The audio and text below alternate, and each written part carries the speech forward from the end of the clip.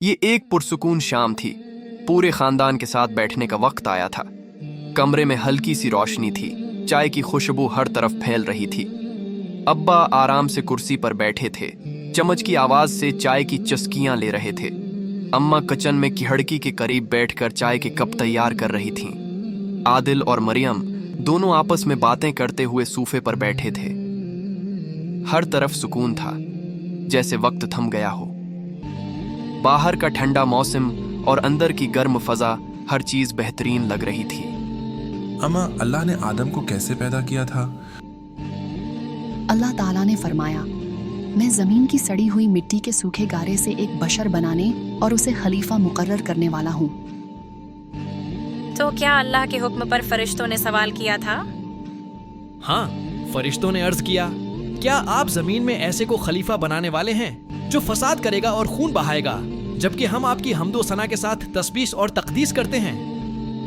اللہ نے کیا جواب دیا؟ اللہ نے فرمایا، میں وہ جانتا ہوں جو تم نہیں جانتے۔ پھر اللہ نے آدم کو کیا سکھایا؟ اللہ نے آدم کو تمام اشیاء کے نام سکھائے اور انہیں فرشتوں کے سامنے پیش کر کے فرمایا، اگر تم سچے ہو تو ان چیزوں کے نام بتاؤ۔ فرشتوں نے کیا جواب دیا؟ فرشتوں نے کہا، پاک ہے آپ کی ذات، ہم صرف وہی جانتے ہیں جو آپ نے ہمیں سکھایا ہے، بے شک آپ ہی سب کچھ جاننے والے اور حکمت والے ہیں۔ پھر آدم نے کیا کیا؟ پھر اللہ نے آدم سے فرمایا، انہیں ان چیزوں کے نام بتاؤ۔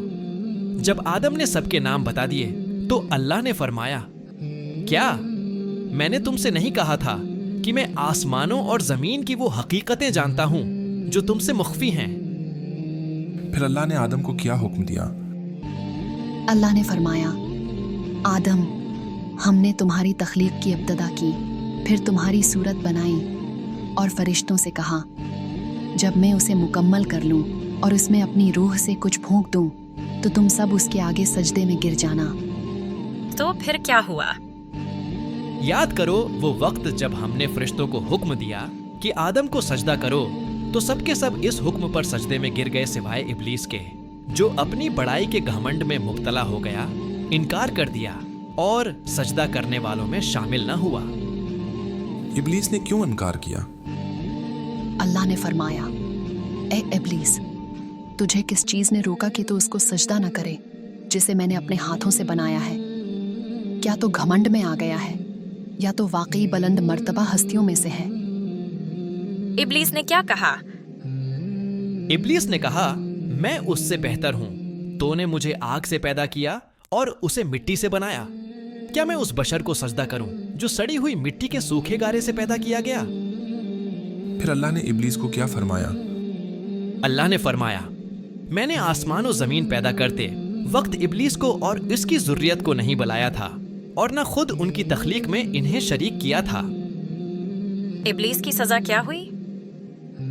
اللہ نے فرمایا، اچھا تو یہاں سے نکل جا، کیونکہ تو ذلیل اور مردود ہے اور قیامت کے دن تک تجھ پر میری لعنت رہے گی۔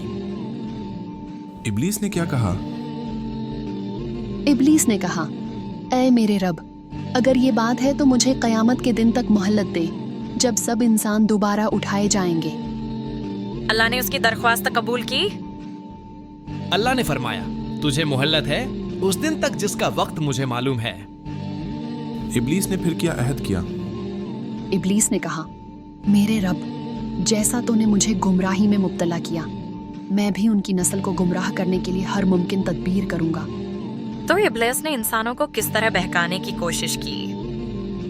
ابلیس نے کہا، میں انہیں بہکاؤں گا، انہیں خواہشات میں الجھاؤں گا اور ان سے کہوں گا کہ وہ جانوروں کے کان پھاڑیں اور خدائی ساخت میں تبدیلی کریں۔ ابلیس کی باتوں کا کیا نتیجہ نکلا؟ ابلیس نے کہا، اگر مجھے قیامت تک مہلت دی گئی تو میں ان کی نسل کا خاتمہ کر دوں گا، میں بھی تیری سیدھی راہ پر ان انسانوں کی گھات میں رہوں گا، بس تھوڑے ہی لوگ مجھ سے بچ سکیں گے۔ اللہ نے انسانوں کو کیسے بچایا؟ اللہ نے فرمایا، سوائے میرے ان بندوں کے جو سچے ہیں اور میرے راستے پر چلتے ہیں۔ یہ کہانی ابلیس کے گمراہی کے عہد اور انسانوں کی آزمائش کی ہے۔